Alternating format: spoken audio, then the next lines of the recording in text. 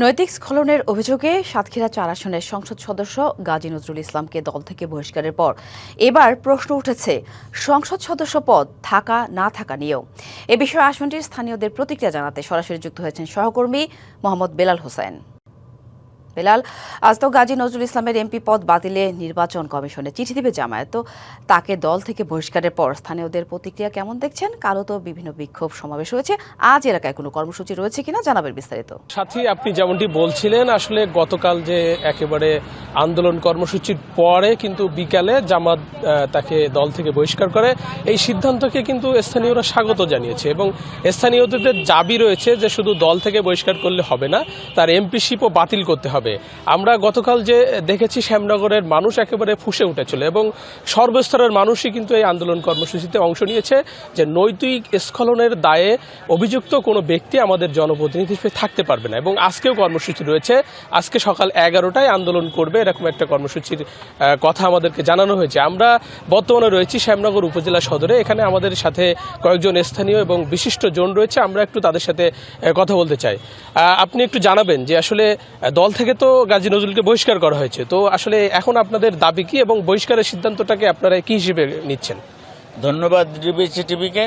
গতকাল নাগরিক সমাজ যে আন্দোলনটি করেছিল, সেন্ট্রাল জামাতের কাছে যে আবেদনটি করেছিল, জামাত সেন্ট্রাল কমিটি থেকে গাজী নজরুলকে বহিষ্কার করেছে। এজন্য শ্যামনগরের নাগরিক সমাজ বাংলাদেশ জামাত ইসলামকে ধন্যবাদ দিচ্ছে।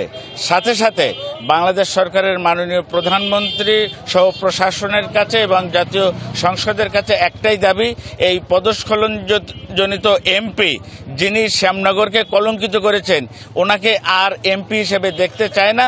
যত দ্রুত সম্ভব ওনার জাতীয় সংসদ থেকে ওনার পদ বহিষ্কার করে এখানে একটি সুষ্ঠু নির্বাচনের ব্যবস্থা করে নতুন নির্বাচনের ব্যবস্থা করার জন্য শ্যামনগরের আপামর জনসাধারণ এবং নাগরিক সমাজের একটাই দাবি, গাজী নজরুল যাতে আর সংসদ সদস্য হিসেবে না থাকতে পারে, সেটা যেন বাংলাদেশ সরকার যত দ্রুত ব্যবস্থা নেবে শ্যামনগরবাসীর জন্য ততই মঙ্গল এবং দেশবাসীর জন্য মঙ্গল। এরকম কলঙ্কিতজনক একজন ব্যক্তি পবিত্রতম জাতীয় সংসদে যাতে আর না ঢুকতে পারে সে ব্যবস্থা করার জন্য আমি সরকারের কাছে আহ্বান রাখছি। আল্লাহ হাফেজ। আমাদের সাথে আরো কিছু মানুষ রয়েছে, আমি আরো একজনকে যুক্ত করতে চাই। আসলে আজকে তো আপনাদের কর্মসূচি রয়েছে, তো কর্মসূচিটা কখন শুরু হবে এবং কি ধরনের কর্মসূচি রয়েছে একটু জানাবেন। নগদ নিয়ে এলো হার না মানা হার অফার। সর্বনিম্ন 10,000 টাকা রেমিটেন্স নগদে পাঠালে থাকছে স্বর্ণের হার জেতার সুযোগ। আজকে 9:30টায় আমাদের যে কর্মসূচি দেওয়া হয়েছে নাগরিকের পক্ষ থেকে, সেটা প্রেস ক্লাবের সামনেই 9:30টায় শুরু হবে এবং আমরা কালকে যে কর্মসূচি নিয়েছিলাম এবং আমরা আমাদের যে বিভিন্ন বক্তা এবং নাগরিকদের পক্ষ থেকে যারা বক্তব্য রাখছিলেন এবং দাবি রাখছিলেন বাংলাদেশ জাতীয়তাবাদী জামাতে ইসলামের কাছে, তেনারা মনে হয় সেটা ভালোভাবে নিচ্ছে এবং তারা তাৎক্ষণিকভাবে গাজী নজরুল ইসলামকে তাদের জামাত থেকে বহিষ্কার করেছেন।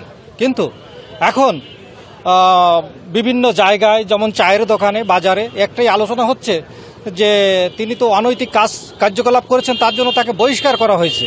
কিন্তু আমরা এটা দেখতে চাচ্ছি, যেমন জামাতি ইসলাম বাংলাদেশ, তারা ইসলাম নিয়ে একটা দল করেন। এখন বিভিন্ন জায়গায় যেভাবে একটা বিচার হয় ধর্ষণ করলে, আপনি সাথী আপনি শুনছিলেন, আসলে এখানকার মানুষ কিন্তু তার এমপিশিপ বাতিল চায়। আমরা জেলা জামাতের সেক্রেটারির সাথে কথা বলেছিলাম, তিনি কিন্তু বলেছেন জামাত যে সিদ্ধান্ত নিয়েছে তাকে দল থেকে বহিষ্কার করেছে এবং খুব শীঘ্রই এমপিশিপ বাতিলের জন্য আবেদন করা হবে এবং এটি কিন্তু তারা বলছেন, জামাত ইসলাম বলছেন যে এটি জামাতের কোনো ব্যক্তি অপরাধ করে যে তারা শাস্তি পান সেটি তার উৎকৃষ্ট উদাহরণ। তো সাথী, এই ছিল সাতক্ষীরার শ্যামনগর থেকে গাজী নজরুলের সর্বশেষ।